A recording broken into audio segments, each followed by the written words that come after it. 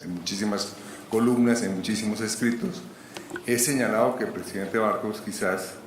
el presidente más visionario en el campo ambiental que hemos tenido en la historia de Colombia. Funcionario Barco. Y hay que decir lo siguiente, seguramente la tesis de la continuidad del gobierno, entre el gobierno Barco y el gobierno Gaviria, seguramente es discutible, seguramente mucha gente dirá, hubo mucha continuidad, otra dirá, no hubo tanta continuidad. El presidente Gaviria tiene una fuerte opinión que sí la hubo, Manuel José también, pero debo decirles que en lo ambiental hubo una grandísima continuidad. Yo claramente soy testigo de excepción en esto, porque cuando el presidente Gaviria me ofreció que fuera gerente del Inderena, yo le pregunté, bueno, presidente, ¿usted por qué me nombra como gerente del Inderena? Me dio dos razones que tenían que ver con el gobierno de Barco. Me dijo, primero, porque usted perteneció a la Comisión de Reforma del Estado del gobierno Barco, y usted sabe entonces del tema de la reforma del Estado. Y de lo que nos proponemos es hacer una gran reforma de la autoridad ambiental en Colombia. En segundo lugar, porque próximamente la conferencia de Río de Janeiro sobre medio ambiente y desarrollo. Y mi gobierno, el gobierno de Barco, le dio mucha importancia a esa conferencia, me lo dijo el presidente Gaviria, entre otras el embajador Peñalosa en Naciones Unidas, Enrique Peñalosa, jugó un papel muy importante en la convocatoria de esa conferencia, y no es por consiguiente raro ni extraño que el presidente Gaviria hubiera nombrado a Enrique Peñalosa posteriormente como presidente de la Gran Comisión Nacional que representó a Colombia en las negociaciones de Río. Hay que recordar que las negociaciones de Río o los acuerdos de Río es un hito en la historia del medio ambiente y el desarrollo sostenible, aunque allí se acordaron las convenciones de cambio climático, biodiversidad, los principales acuerdos globales que siguen orientando el mundo en el campo ambiental se acordaron ahí, y bueno, ahí hubo una clara continuidad, una política exterior de Barco muy fuerte a favor de la conferencia de Río, y esa política la toma el presidente Gaviria. Y en tercer lugar, otra razón, el presidente Barco adelantó un intento de reforma del sector ambiental. De hecho, durante el gobierno de Barco, me dijo el presidente Gaviria, se elaboró un proyecto que se llama el Departamento Administrativo de Recursos Naturales y del Medio Ambiente, que sustituye a Inderena. Ese proyecto está allí, como proyecto de ley, y naturalmente una de sus funciones va a ser aconsejar a la presidencia sobre cuál es la institucionalidad más adecuada. Finalmente, en el gobierno de Gaviria se acordó crear un Ministerio del Medio Ambiente, pero buena parte de las funciones de ese ministerio, buena parte de la estructura de ese ministerio corresponde a lo que se pensó en su momento como el Departamento Administrativo de Recursos Naturales y el Ambiente. Esos dos campos pues, son muy desconocidos en la historia del presidente Barco, pero indican claramente, de la presidencia de Barco, pero indican claramente cómo sí hubo una gran continuidad entre los dos gobiernos en este campo. Naturalmente lo de la región amazónica es un hito mayor. Hay que ya se han referido al tema de la creación, al tema de los resguardos indígenas. Y claro, hay que recordar que durante el gobierno de Barco se crearon en la región amazónica 10 millones de hectáreas de resguardos indígenas y 6 millones de hectáreas de parques nacionales. 16 millones de hectáreas que con las superposiciones que hay son 14 millones de hectáreas. Es decir, durante el gobierno, hay algunos parques que se quedaron por fuera de la región amazónica, pero de todas maneras lo que quiero decir aquí es que de las 42 millones de hectáreas continentales que hay aproximadamente declaradas en Colombia como resguardos indígenas o como parques nacionales, aproximadamente el 40%, entre el 35 y el 40% fueron declaradas por Barco, es decir, en un periodo de 4 años, el 35% se congeló o se sacó del comercio para mortificación de muchos economistas, se sacó completamente del comercio el 16 millones de hectáreas y a la fecha se han sacado del comercio en total aproximadamente el 42% del territorio continental del país. Y sin duda, esas declaraciones de parques nacionales y de resguardos indígenas que hizo Barco durante su periodo le dio un enorme impulso a los dos temas en el país. ¿Y qué continuidad tiene eso en el gobierno de Gaviria? Una muy importante, y es que vino la nueva Constitución, y en la nueva Constitución se incorporaron artículos constitucionales, varios, que blindaron la figura de parques nacionales y resguardos indígenas. Sin ese blindaje constitucional era muy vulnerable que esos resguardos y esos parques a que posteriores gobiernos pues los modificaran, los disolvieran, etcétera, etcétera. Hay varios artículos constitucionales, no me voy a referir a ellos, pero hay uno que es muy importante, que es el artículo constitucional en el cual los parques nacionales se declaran inalienables, inembargables, inajenables. Y a partir de ese artículo son múltiples las sentencias de la Corte Constitucional que han servido para desarrollar claramente ese artículo constitucional mediante diferentes jurisprudencias y que claramente han blindado la figura de parques nacionales y de resguardos indígenas. Recientemente hubo una famosa sentencia sobre el Parque Nacional Yaigojé-Apaporis que se superpone con un resguardo indígena y que hubo un intento de unos grupos mineros interesados en que se disolviera el parque por razones legales,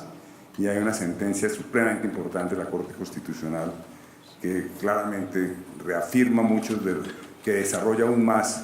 el tema de los parques nacionales y de los resguardos indígenas. Entonces, digamos, ahí hay un hecho fundamental. El tema del amazónico, pues claramente indica el gran visionario que era el presidente Barco. A mí nunca se me olvida, en dos ocasiones él me lo dijo, pero la última vez que él me habló sobre la región amazónica fue una vez que conversé con él, por cierto, tengo claro el sitio preciso, en un aniversario del Colegio Anglo-Colombiano, y yo estaba de ministro en ese momento, y él me dijo: mire, Manuel, la historia de Colombia me va a recordar a mí por lo que yo hice por la Amazonia. Y añadió, porque en la región amazónica hay que conservarla para el largo plazo. Nosotros, los de acá, del centro, la gente de Bogotá, la gente de mi tierra, de Cúcuta, no tenemos ni idea qué hacer con la región amazónica. Es una región muy compleja y lo mejor que le puede ocurrir al país es que la protejan los grupos indígenas que siempre la han habitado. Entonces, digamos, como un testimonio personal ya diciendo: mire, soy consciente, muy consciente, de qué significa mi gobierno en el largo plazo en relación con los resguardos indígenas y con los parques nacionales. De hecho, hoy en día creo, Martín, que la región amazónica, el 65% de la región son parques nacionales y resguardos indígenas. Naturalmente, como lo señaló Martín, ha habido posteriores declaraciones, pero sin duda la fuerza del proceso la lanzó Barco cuando declaró el predio Putumayo, que es un predio que, para ilustrar el tamaño del predio, que tiene el área de Costa Rica. Exactamente el área de Costa Rica, un poquito más grande que Costa Rica. Es el predio Putumayo y está en relativo buen estado de conservación. Hay otra conexión importante entre el gobierno Barco y el gobierno Gaviria a través de la Constitución Nacional, y son las propiedades colectivas de las comunidades negras. Sin duda, toda la política de resguardos indígenas en la región amazónica de Barco fueron un antecedente fundamental para que en la Constitución Nacional se estableciera en el artículo 55 transitorio que todas las tierras que habían ocupado ancestralmente las comunidades negras serían tituladas a esas comunidades en forma de propiedad colectiva. De hecho, uno de los grandes argumentos de las comunidades negras que se vinieron a Bogotá, un grupo de jóvenes extraordinarios, de líderes, uno de sus grandes argumentos frente a todo el proceso de la nueva Constitución era: si a los indígenas se les otorgó ese derecho, no hay ninguna razón para que no se nos otorgue a nosotros. Y de hecho, quienes llevaron la vocería de las comunidades indígenas en la Asamblea Constituyente fueron los 2 representantes indígenas. Ellos fueron los que representaron los artículos que llevaron al artículo 55 de transición, y fueron los indígenas a nombre, una cuestión muy simbólica sin duda, a nombre de las comunidades negras que no estaban representadas en la Asamblea, quienes hicieron todo el argumento, presentaron todos los documentos, etcétera, para crear lo que hoy en día está constituido por 6 millones de hectáreas de propiedades colectivas de las comunidades negras en la región del Pacífico. Claramente había una similitud, o se asemejaba, se decía, hay 2 grandes selvas tropicales en Colombia, una en la región bien conservadas, una en la Amazonía, la otra es la del Pacífico, y no hay ninguna razón para que no se nos otorgue títulos colectivos en esa región cuando nosotros hemos sido claves para conservar esa selva. De hecho, esa declaratoria fue afortunada porque, como muchos estudiosos de la cuestión negra han señalado en Colombia, si esa titulación no se hubiera dado, hubiera ocurrido eventualmente un gran genocidio durante en los primeros años de este siglo, por parte de grupos paramilitares que estaban buscando esas tierras para ellos. Entonces, esa es otra conexión supremamente importante. Ahora, que en el campo ambiental haya esa continuidad, pues no es muy comprensible, porque una buena política ambiental y una buena política de conservación y una buena política de la protección de la diversidad biológica solo puede lograrse mediante una continuidad de ese tipo. Si hubiese venido un gobierno después de Barco que fuera un no creyente, entre comillas, o fuera un escéptico del tema de los resguardos indígenas y del tema de los parques nacionales, perfectamente hubiera podido desmontar parte de lo que hizo el gobierno Barco. Fue muy afortunado que el gobierno Gaviria tomara de alguna manera la posta, como se dice, y fue muy afortunado que hubiese un proceso de una nueva constitución que permitió claramente blindar, como lo dije ya, los resguardos indígenas y los parques nacionales. Y finalmente también yo en mi pequeña participación que hice en el gobierno del presidente Barco, debo hacer una nota de pie de página en lo que dijo José Manuel Cepeda, José Cepeda, y es que yo hice parte de la comisión, ya lo dije, de la reforma del Estado colombiano, que fue una comisión que creó Barco el último año y medio de gobierno, y que es muy expresivo que un presidente el último año y medio de gobierno cree una gran comisión para la reforma del Estado colombiano, porque era obvio que él no iba a tener ninguna capacidad, ya le quedaba muy poco tiempo, de implementar ninguna de las recomendaciones que allí salieran. Esa comisión se creó con todos los fierros, con un gran presupuesto, le dedicamos muchísimo tiempo durante año y medio, desfilaron por esa comisión diferentes expertos internacionales. Manuel José hacía la Secretaría General de esa comisión, entonces ya hay ahí una de las explicaciones de la continuidad, y también Jorge Hernán Cárdenas. Y hay que decirlo, muchas de las recomendaciones y ahora lo conversábamos en el recreo con Manuel José, muchas de las recomendaciones de esa comisión fueron tomadas posteriormente e incorporadas en particular en la nueva constitución del país, porque fueron varios, por lo menos 20 tomos de recomendaciones, si mal no recuerdo, y seguramente muchas de las reformas también que se hicieron a nivel administrativo. Y de hecho el presidente Gaviria me dijo: usted, que es experto ahora en la reforma del Estado colombiano, porque perteneció a esa comisión,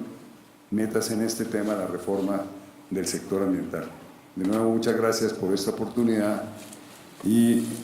vamos a tener el placer, creo, de oír ahora a Marco, ¿no? Bueno.